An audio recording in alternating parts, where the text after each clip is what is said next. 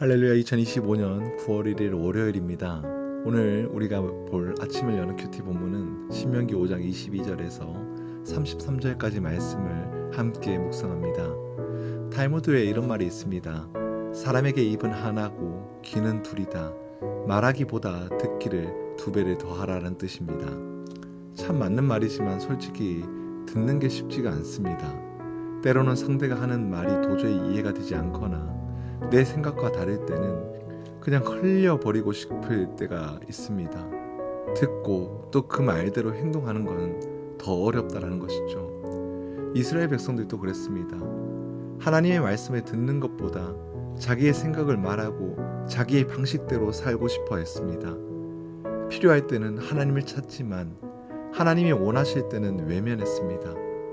하나님을 그냥 자기 욕구를 채워주는 수단으로 여긴 것이죠. 하지만 하나님은 그런 그들을 버리지 않으셨습니다. 오히려 불과 구름, 흑암이라는 두려운 광경을 통해서 그분의 말씀에 귀를 기울이도록 이끄셨습니다. 오늘 모세는 십계명에서 이렇게 선포를 합니다. 하나님은 불 가운데 구름과 흑암 가운데 임재하셨습니다. 백성들은 평생 경험해 본 적 없는 두려움 속에서 하나님의 음성을 들었습니다. 하나님이 일부러 두려움의 상황을 허락하신 것입니다. 왜냐하면 사람이 자기 한계를 인정했을 때 그제서야 하나님의 말씀 앞에 겸손히 귀를 기울일 수 있기 때문입니다. 이스라엘 백성들은 이렇게 고백을 합니다. 당신은 가까이 나아가서 우리 하나님 여호와께서 하시는 말씀을 다 듣고 그것을 우리에게 전하소서. 우리가 듣고 행하겠나이다. 두려움 가운데 드디어 그들의 입술에서 듣겠나이다, 듣겠습니다, 그리고 행하겠습니다 라는 고백이 나옵니다. 성경은 분명하게 이야기를 합니다. 믿음은 들음에서 나며 들음은 그리스도로 말씀으로 말미암는다.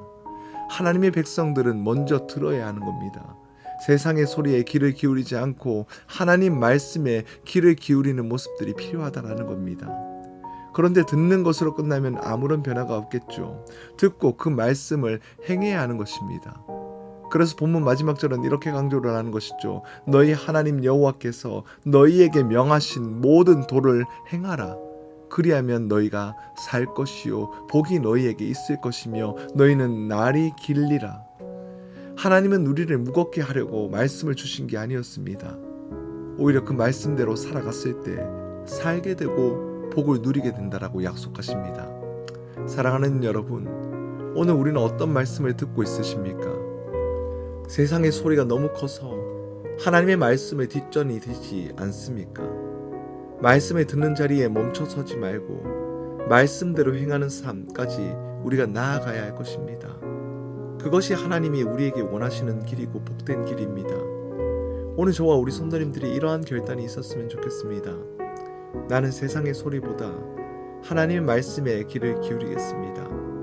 말씀을 단순히 듣는데 그치지 않고 즉시 주님의 말씀에 순종하며 나가겠습니다.